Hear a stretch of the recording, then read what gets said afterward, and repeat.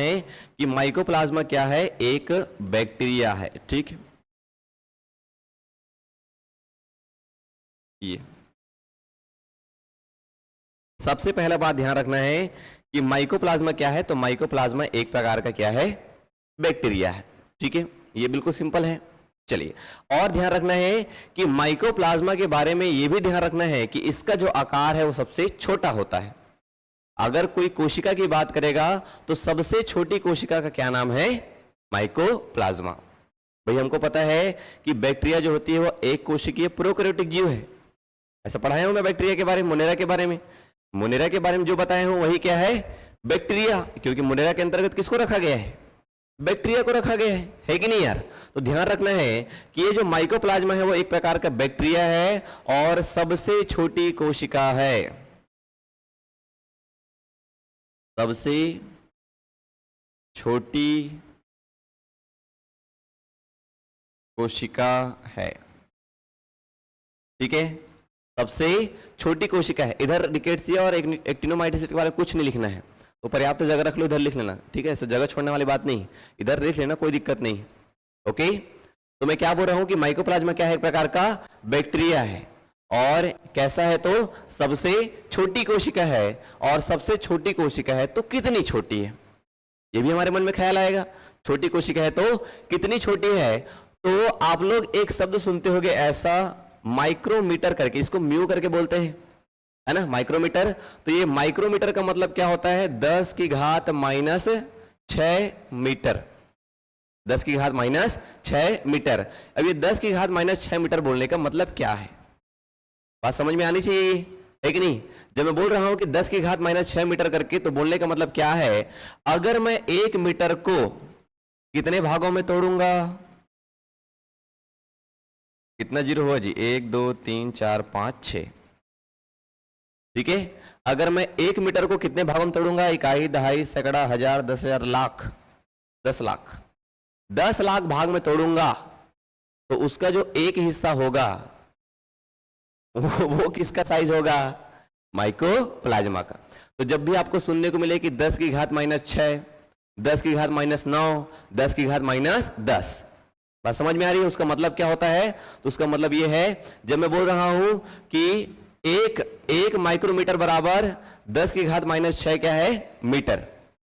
ठीक है जी, इसका हाइट, इसका जो है जो कोशिका है उसका साइज 1 माइक्रोमीटर भी नहीं है।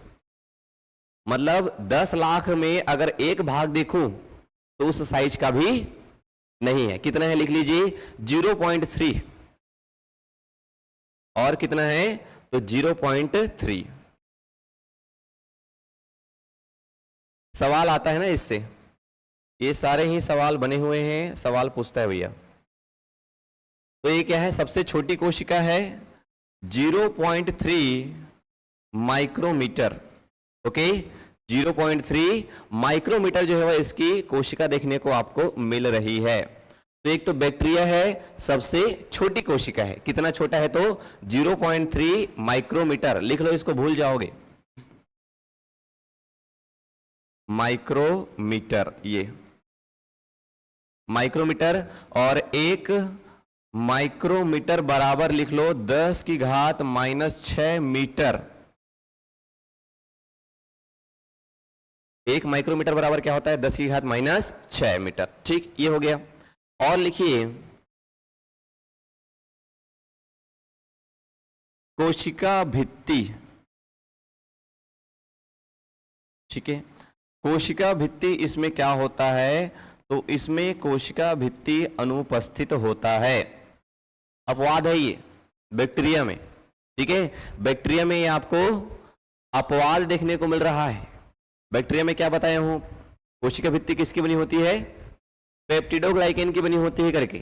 लेकिन यहां पे क्या कोशिका में कोशिका भित्ति पाया जा रहा है क्या, नहीं, कोशिका भित्ति नहीं पाया जा रहा है। और जब किसी में, अच्छा, कोशिका भित्ति का काम क्या होता है, पहले ये हमको समझना चाहिए। ठीक है, कोई कोशिका है, उसके बाहरी आवरण में कठोर आवरण पाया जा रहा है, तो क्या ये बाहरी कठोर जो आवरण है उसके आकार को मेंटेन करने में मदद करेगा क्या, बिल्कुल करेगा, है कि नहीं जी। और इसमें तो क्या है, कोशिका भित्ति ही नहीं है। तो जब इसमें कोशिका भित्ति नहीं है, इसका मतलब यह है कि इसका आकार क्या हो सकता है, बार बार चेंज हो सकता है, इसका आकार क्या हो सकता है, बदल सकते हैं। तो ध्यान रखना है कि इसका आकार क्या होता है, बदलता रहता है, आकार बदलता रहता है। ठीक है जी, इसका आकार क्या होता है, बदलता रहता है। क्यों? क्योंकि इसमें कोशिका भित्ति नहीं पाई जाती है। और जब इसका आकार बदल रहा है, इसीलिए इसको क्या कहते हैं, बहिरूपी कहते हैं, बहुरूपी। बहु मतलब बहुत सारा, रूपी मतलब रूप, तो इसको क्या कहते हैं, बहुरूपी। यहीं पे लिख लो। तो इसका मतलब ये जो माइकोप्लाज्मा है वो कैसा होता है, बहुरूपी होता है। क्यों बहुरूपी होता है, समझ गए? क्योंकि बहुत ज्यादा क्या करता है, अपने आकार में बदलाव करता है। और बहुत ज्यादा अगर आकार में बदलाव कर रहा है, क्यों? क्योंकि इनमें कोशिका भित्ति नहीं पाई जाती, इस कारण आकार में क्या कर रहा है, बदलाव कर पा रहा है।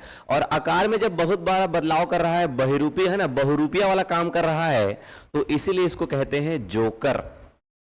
क्या कहते हैं, जोकर। क्योंकि जोकर भी बहुत ज्यादा क्या करता है, अपने आकार में, अपने रूप में क्या करता है, परिवर्तन करता है। लिखिए, इसको कहते हैं पादप जगत का जोकर। लिख लो, पादप जगत का जोकर कहा गया है।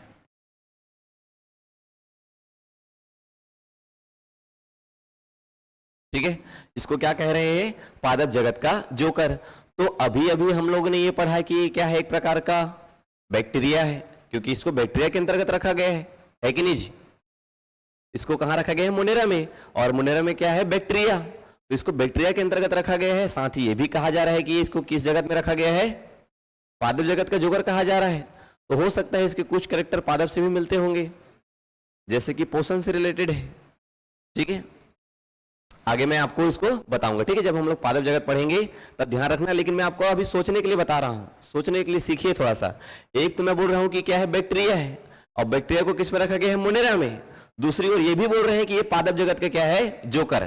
तो जोकर तो है, समझ में आ रहा है, क्योंकि क्या होता है, ये बहुरूपी होता है। लेकिन पादप जगत का क्यों जोकर है, इसको जोकर ही बोलना है, तो मोनेरा जगत का जोकर बोलो ना भाई, है कि नहीं? तो इसको जब पादप जगत थोड़ा बढ़ाऊंगा कल, तो इसको बताऊंगा अच्छे से। ओके, तो अभी आपको याद रखना है कि पादप जगत का क्या है, ये जोकर है। इतना बात याद हो जाएगा आराम से। बैक्टीरिया है, कोशिका सबसे छोटी होती है। विश्व में जितनी भी कोशिका है उन सब में सबसे छोटी का कोशिका क्या है, माइकोप्लाज्मा। और कोशिका भित्ति क्या होती है, अनुपस्थित, जिसके कारण आकार में बदल सकता है, जिसके कारण बहुरूपी है। और बहुरूपी होने के कारण क्या कह रहे हैं, इसको पादप जगत का जोकर। ओके, चलिए और लिखिए। नेक्स्ट, पादप जगत का जोकर है, ये बात को ध्यान रखना है, बिना ऑक्सीजन के भी जीवित रह सकता है ये। ठीक है, लिखिए, बिना ऑक्सीजन, बिना ऑक्सीजन के भी जीवित रह सकता है।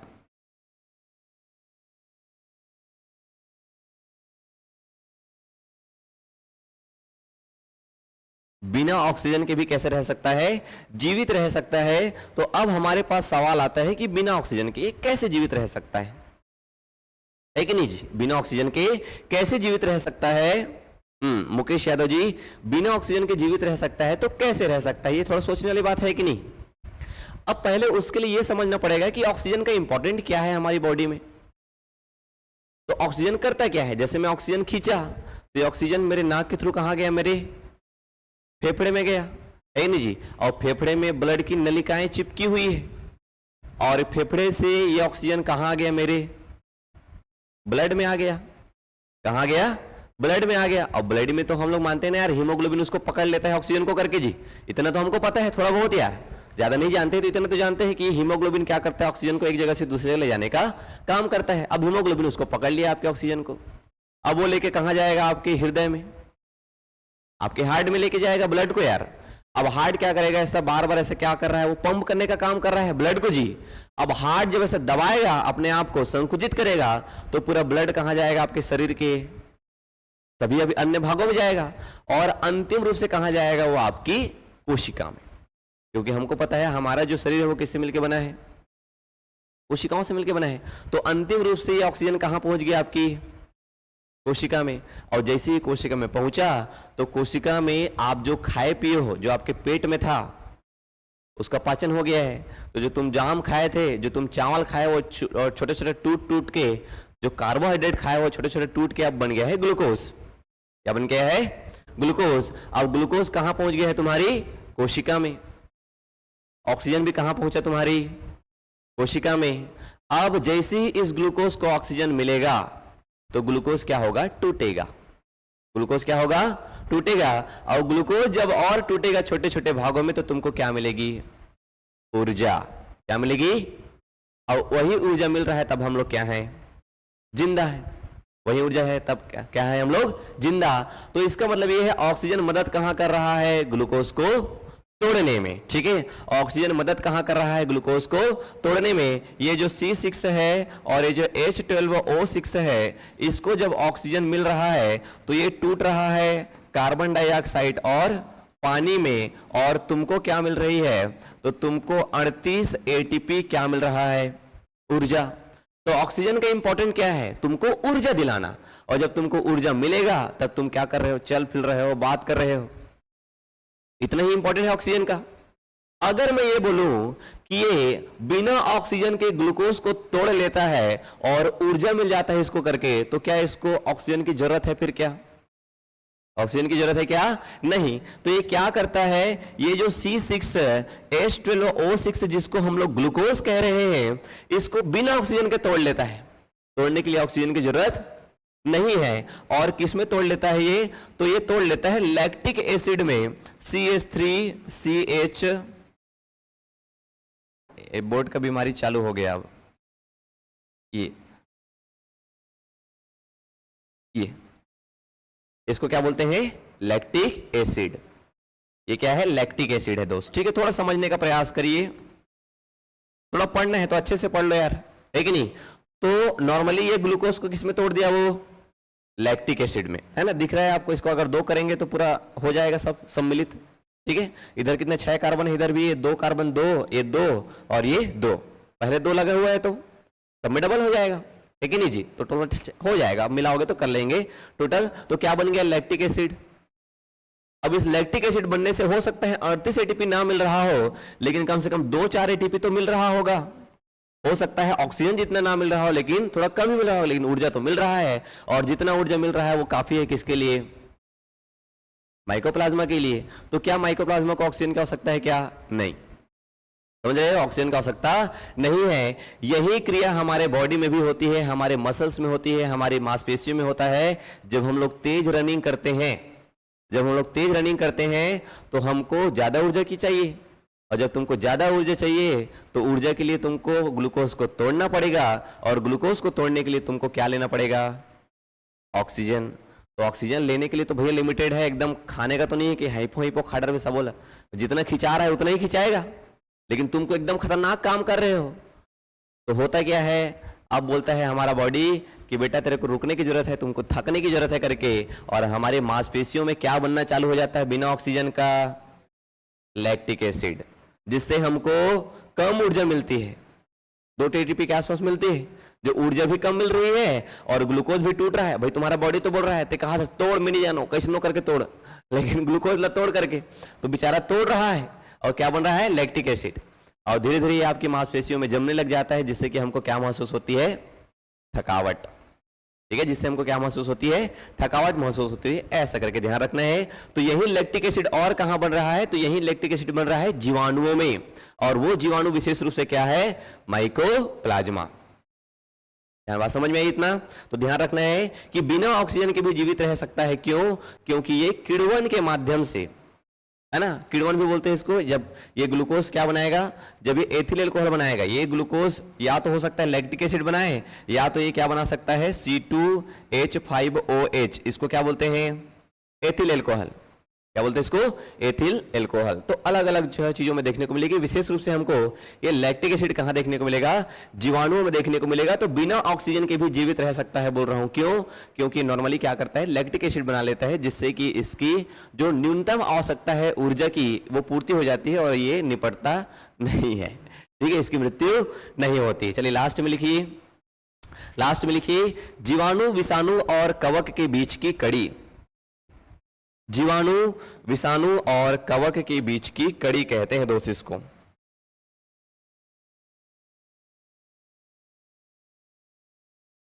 जीवाणु, विषाणु और कवक के बीच की क्या कहते हैं? कड़ी कहते हैं। जीवाणु, विषाणु और कवक के बीच की कड़ी है। ठीक है, तो जब हम लोग किसी की बीच की कड़ी बोलते हैं, इसका मतलब यह है कि उसमें दोनों के कैरेक्टर होना चाहिए, है कि नहीं यार? जैसे अक्सर हम लोग सुनते हैं कि ये जो बच्चा है वो मम्मी और पापा के बीच की क्या है? कड़ी है करके। इसका मतलब उसमें मम्मी के भी कैरेक्टर होंगे और उसमें पापा के भी कैरेक्टर होंगे। सिंपल सी बात है। तो वैसे ही अगर यहां पे बोल रहे हैं कि ये जो है माइकोप्लाज्मा है, ये जीवाणु और विषाणु और कवक के बीच की कड़ी है, तो क्या क्या इसमें कैरेक्टर है जो कि इन तीनों से मैच हो रहे हैं? ये बात भी तो हमको समझ में आना चाहिए। तो जीवाणु की तरह क्या होता है, विषाणु की तरह क्या होता है और कवक की तरह क्या होता है? तो ध्यान रखना है, विषाणु की तरह क्या होता है? बहुत ज्यादा छोटा होता है। जैसे विषाणु बहुत सूक्ष्म होता है, वैसे ही बहुत ज्यादा क्या है? छोटा है।